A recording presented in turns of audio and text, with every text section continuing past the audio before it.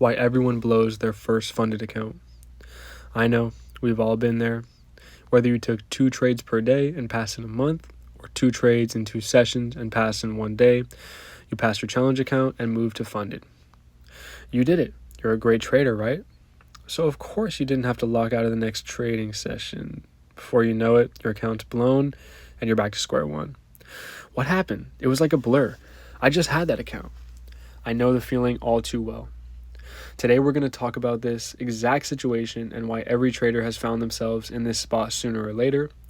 Traders get caught up in trading 50Ks or 100K accounts, but what most people don't realize is your account is only as good as your drawdown. Before we begin, make sure to check out the resources in my bio to help you with this exact problem and help navigate your financial life. When you're in the eval phase, you trade without fear because the money isn't real yet. But the second you get that funded dashboard, your brain shifts from executing a system to protecting a treasure. It's crucial.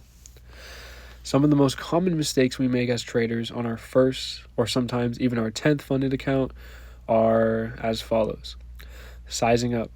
You start thinking about the size of your payout before you've made a single dollar, and it makes you choose more money when money hasn't even come to you yet. Sizing up is the easiest way to eat straight through your drawdown and blow your account. Because remember, the account is only as good as your drawdown. Then there's revenge trading. After passing an account, your brain floods with dopamine knowing you accomplished something. If you trade immediately after or even the next morning, your brain can still be in that way of thinking. And especially after a winning streak, you can take that first losing trade and blame it on the market. Then you're down 500 and you justify it saying you have a lot of capital. And before you know it, it's all gone. How do we fix this?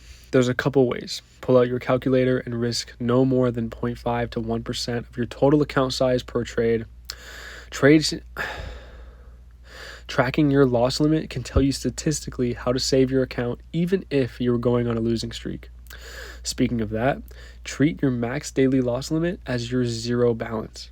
Avoid hitting it at all costs, and if it were to happen, make it take 5 trades in the session to go wrong to hit your daily loss limit. It's there as a last resort.